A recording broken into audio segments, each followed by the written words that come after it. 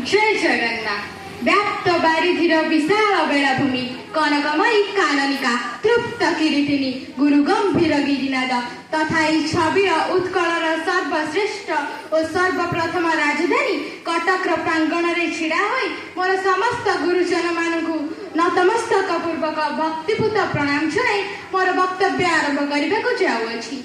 आज विषय वस्तु है गोपबंधुंकर स्वप्नर ओडिशा। सभ्यतार सूर्योदय ठारू केते महामुनिषी केते जुगान्तकारी ज्ञानी मानी महापुरुष एई कानन कुंतला तटिनी मेखला चिर मोहनिया भारत मातार कोल आलोकित करी अक्षय ऐश्वर्य समग्र सृष्टि को करिसंती दीप्तिमंत सत लांछना जातना दैव दुर्विपाक को मथापाटी बरण करी शोक सिंदूर बेलाभूमि रे निजକୁ तिल तिल करी दग्धीभूत करिसंती एई समाजर कल्याण पई जो गीतटी उज्जवल ज्योतिष्क भारतीय आकाश में उद्भासित होई समग्र सृष्टि को देखाई सत्पथ शुणाई शांति अहिंसार बाणी करी जाइथिले त्याग निष्ठार साधना से सब स्वाधीनता संग्रामी माने प्रथम साधारण लोकों परि जन्म नहीं जीवन आरंभ करती किंतु स्वाधीनता संग्राम मान जीवन गोलापर सेज नुहे परम साधारण लोकों ठारू सेमानक जीवन अधिक बाधा विघ्न और विपद भरा। गोपबंधु जीवन में समस्त हराई प्रतिटी जीवन उठपड़ विचित्र कहानी से कहानी को शुणिले बेले बेले लोम टांकुरी उठे मुंड आपे आपे निकट में नुई जाए। आज्ञा हाँ जार ना शुणिले आज ओडिशार रक्त चमक खेलुछि कंकाल हृदय आर्तनाद हेउछि घटिकिया वकिला पेट पूरी जाउछि से हेउछंती प्रातः स्मरणीय चिरवंदनीय गोपबंधु दास। पुरी जिला सुअंड ग्राम पिता दैतारी दास और माता स्वर्णमयी ओरसरू जन्म नेले उत्कलमणि पंडित गोपबंधु दास।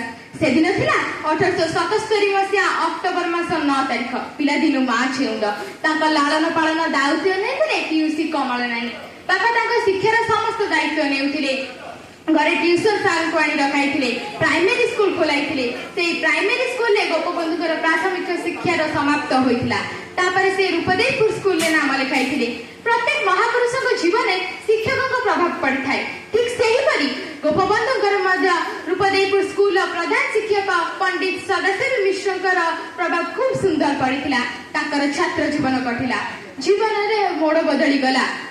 सुआंड ग्रामर कुनी पिलाटीर कलम मुनारू कविता लेखा है सी कि चमत्कार घटना थिला सेटा से छात्र जीवन ही आरंभ करते सेटा शब्द ओलटाइले बासे प्रकृत रे छात्र जीवन ही कविता लेखा पाठ पढ़ा जनसेवार कि अपूर्व सम्मिश्रण होइथिला छात्र जीवन सार्थक हैला। 1869 मसीह से एंट्रांस पास कले जेतबेलू तांको बापांकर देहांत हो सारी बड़ भाई सहायतार से रेभेन्सा कॉलेज रे पाठ पढ़ुथिले। कवि जीवन परिपक्व हैला लेखा हैला अवकाश चिंता से 1903 रे कटक सम्मेलन रे जोग देइथिले तापर से बीए पास करथिले। बीए पास परे से कलिकता जाइथिले एवं सेठु पेरी बालेश्वर जिल्लार स्कूल रे शिक्षकता करथिले। तांकर एक अविस्मरणीय बाणी मिसु मोर देह ए देश माटी रे देशवासी चली जांतु पिठी रे देशर स्वराज पथे जेते गाड़ पुरु तही पड़ी मोर मांस हाड़ पुरु तही पड़ी मोर मांस हाड़।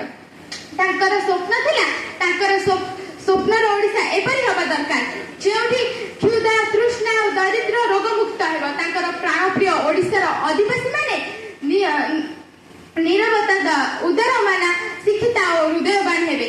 तांकर ओडिशा एपरि हेबा दरकार जेउठारे आध्यात्मिक नैतिक शिक्षार मूल्य थिबा से भातृत्वर प्राणी मानकर सेठी मूल्य उपादान अधिक थिबा। तापरे से 1907 रे बन्या होइतिला सेही बन्या रे से स्वच्छासेवक भाव कार्य करथिले। से सेवा कार्य साथी मानक संगे करुथिबा बेले गाँव हठात खबर आसिला तांको पुत्र एकमात्र पुअर मृत्यु मुखरे पड़ुछि। तांकु से कथा विचलित करि पारि नथिला से ठीक करथिले बन्या रे सहसा छुआ पुत्र को मारि दे से केमिति गोटे पुत्र को बचाई जाई परिबे से घर को जाई पारि नथिले। शेषरे से 51 वर्ष बयस 1928 मसीहा जून 17 तारिख में मृत्युवरण करथिले।